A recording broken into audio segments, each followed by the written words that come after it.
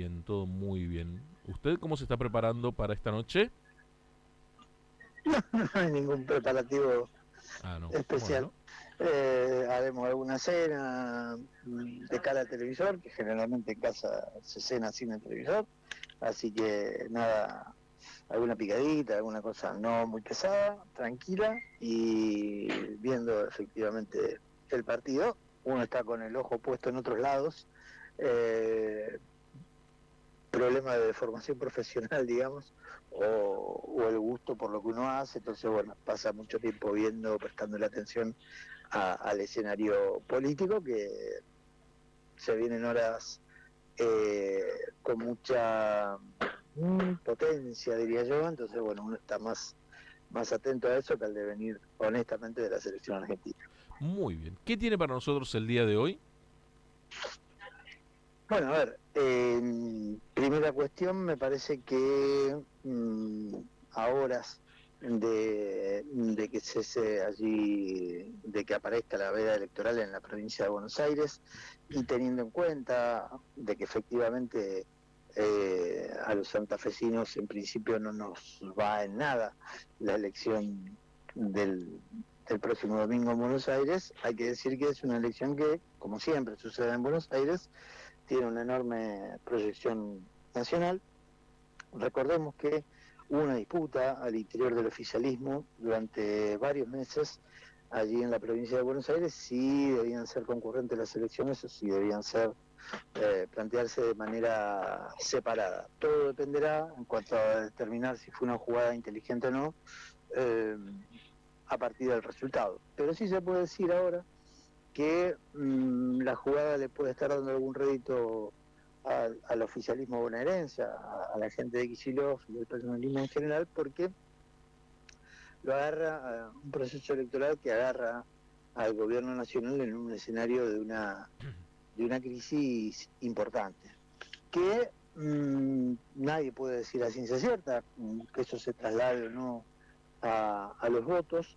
Si hemos aprendido algo en 40 años de democracia es que los procesos electorales tienen peso específico por sí mismos, que a veces parecen escindidos de la realidad o de la realidad que uno percibe, que es algunas veces pueden resultar antojadizas esas percepciones, y que también los domingos electorales muchas veces, aunque nos cueste aceptarlo, son producto de una foto de ese día, de ese domingo particular.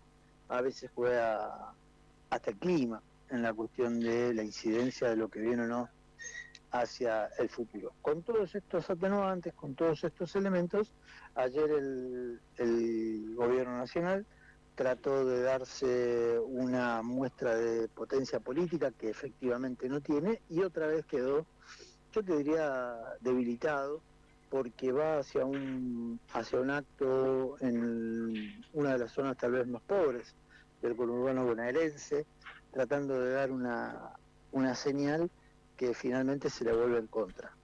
Básicamente porque juega un juego peligroso, que fue el de instalar el tema de la violencia, con algunos elementos como la convocatoria de barras que entraban encapuchados y que algunos conocedores del tema animaron a afirmar que son barras que pertenecen a la hinchada de River, con un escenario de personas trasladadas en colectivo, lo cual en sí mismo no representa nada malo, pero que de alguna manera va a contramano de lo que históricamente se cuestionaba desde algunos sectores. Una concurrencia raleada, un discurso del presidente bastante confuso, por decirlo de alguna manera, y una imagen que cuando uno se para frente al televisor, evidentemente no tiene nada que ver con aquello que se quería transmitir.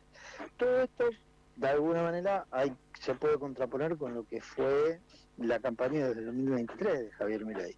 Y ahí la diferencia va a ser notable. La gran pregunta es que surge acá es si ha perdido la magia, efectivamente, o ha perdido efecto la novedad, porque el oficialismo actual juega con las herramientas de aquel momento. El problema es que tenés casi 2 años de gestión y una situación económica acuciante para muchos sectores, y el lugar que se eligió ayer se pareció más a una provocación, con todo lo que se estuvo diciendo durante el día, antes que a un trabajo político coordinado en un sector de amplias demandas sociales, como puede ser allí la zona de Moreno. La provocación, afortunadamente, no pegó, por decirlo de alguna manera, más allá de algunas escaramuzas entre vecinos.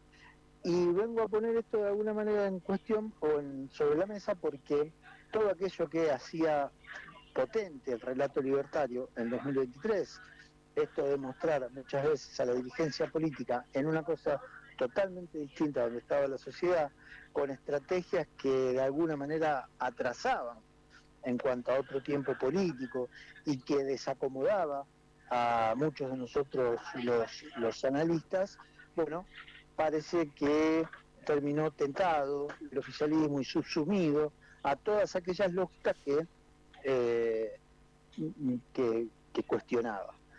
Tengamos en cuenta también que el movimiento libertario nunca fue un movimiento de masas desde el punto de vista de juntar mucha gente en sus actos. Ha tenido situaciones épicas, si se quiere, en algunos lugares allí de la capital federal, pero no mucho más. La campaña, recordemos la campaña de 2023, prácticamente Javier Milei no recorrió el país, ni mucho menos, y sin embargo le alcanzó para ganar. ¿Por qué marco esto también?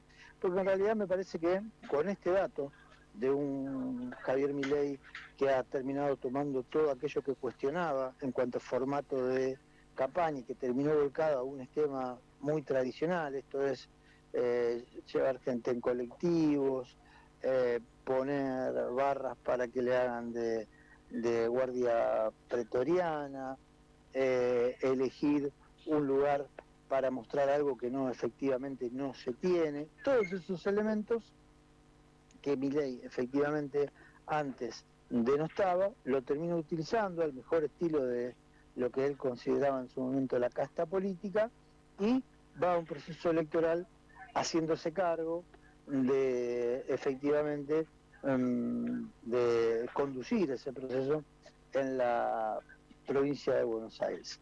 Todo eso, que fue en algún momento una novedad en 2023, hoy ya no queda nada, lo cual no significa tampoco, y acá una advertencia, que eso se emparente con una derrota electoral necesariamente.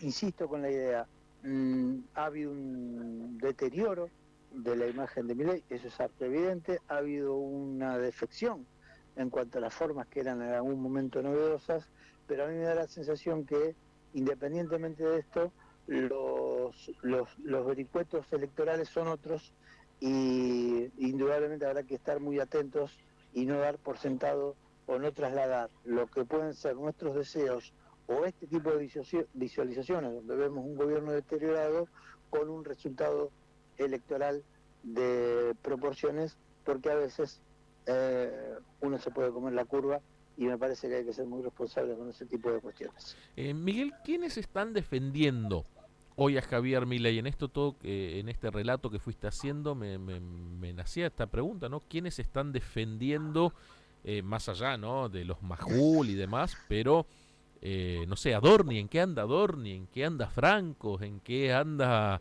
el Gordo Dan, Santiago Caputo? ¿Quiénes están defendiendo hoy a Javier Milei o apoyándolo? En cuanto a nombres propios del entramado que vos hablás, estrictamente en el gobierno, lo que ha aparecido es la defensa de el propio Milei, digamos, utilizando el recurso de siempre, digamos, que es ante los escenarios más gravosos para el gobierno, es el propio presidente el que pone la cara. Eso genera un desgaste, que probablemente eso se traslade, ya se esté viendo, ya se está viendo en las distintas secuencias. Ayer Milei habló como candidato y en realidad no lo es, pero ha habido un intento de vinculación muy fuerte en ese trabajo político. Eh, Ayer también reaparecieron los trolls, terminaron siendo tendencia, con un hashtag yo voto, creo que decía yo voto de Libertad Avanza, algo por el estilo, digamos. Eso significa que Caputo y sus empleados levantaron el pie del acelerador en el proceso interno. ¿Por qué digo esto? Porque algunos colegas, la chicana que plantean es que estaban en huelga de brazos caídos todo el entramado de redes del mundo libertario, porque hacía días que ninguno de ellos tuiteaba nada, lo cual es un hecho muy llamativo para una fuerza que se construyó con el eje principal en lo mediático. A mí me parece que públicamente no hay una defensa demasiado acalorada. Adorni ya terminó siendo elegido el legislador porteño.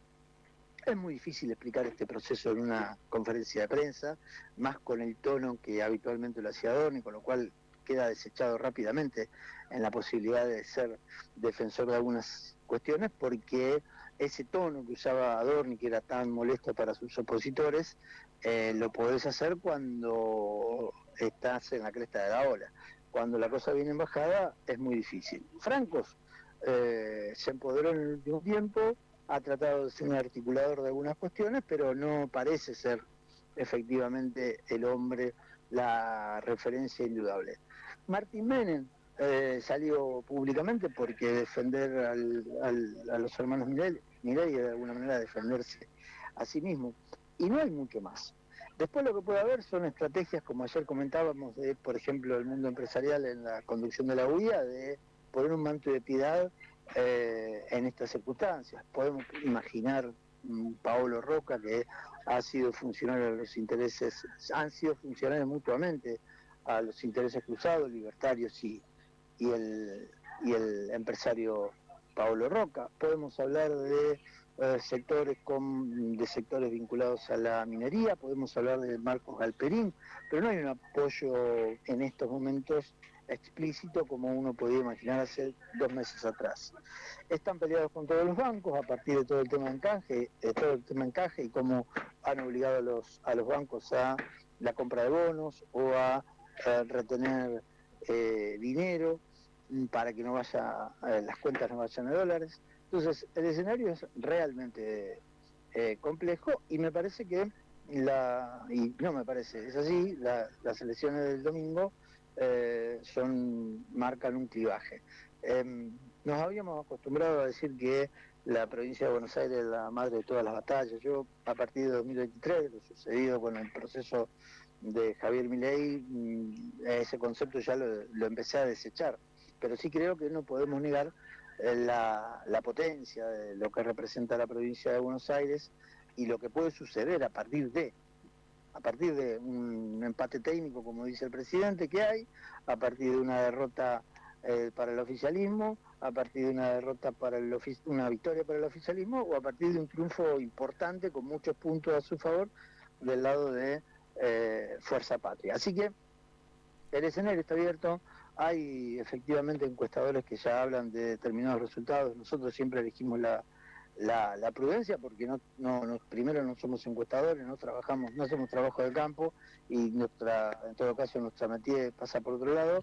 Pero me parece que los elementos hoy para el gobierno son realmente muy complicados, porque ha dinamitado todos los puentes, ha dinamitado todos los acuerdos, y en el medio una situación económica muy angustiante para los sectores menos favorecidos, y porque, insisto, se ha peleado con todo el mundo, y ahí es muy difícil articular algunas cuestiones de la política en un escenario de una situación económica que ya no solamente afecta a los que menos tienen, sino que emana señales de muchas dudas para los sectores que hasta ahora la venían apechugando.